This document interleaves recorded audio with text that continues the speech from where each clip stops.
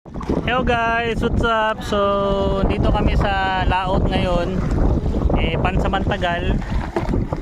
Napatayan kami ng makina guys kasi lumabas yung oil seal, hindi na namin pinaandar yung makina. So manual muna tayo ngayon, no? Ayan, no? Si pare Bogsay pre. Bogsay pre.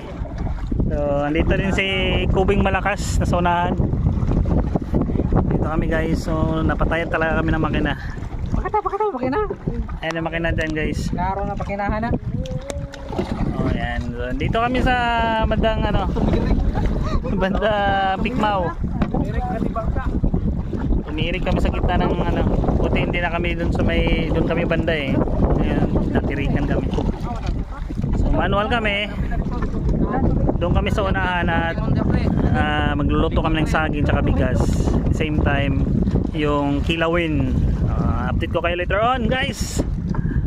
So pansamantagal, bugsay muna guys. So dito yung pump boat natin.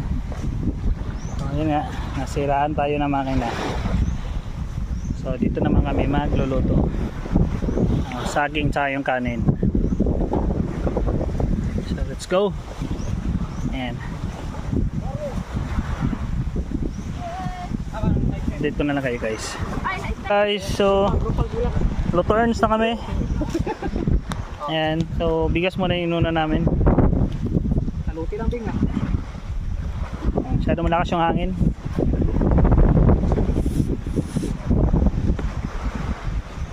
Kaya na mga badiw. Sambaw ni Bilax. Turo. Ay, ginilaw og sabaw na yun, no? Nice. Kauta dia, kauta dia. Yung ano? Nabawan pre. Tirada ni kinauboy ni. Nauboy ba? Ang saging dito nga malakas. Tungkol dito. Yo guys. So, ito kami ngayon. So, palwa, no? Yung ano ng niyog. Yan ang sagwa na.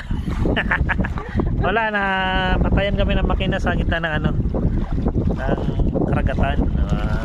Ayan o. So, yan ang so, yan ang sagwa namin guys. So, panigurado, instead nga mga 15 minutes away, 30 minutes siguro bago kami makarating dun sa namin. Uwian. Alright. Nagkuhan butang. So, mainit. Pero ganoon talaga ang padagat.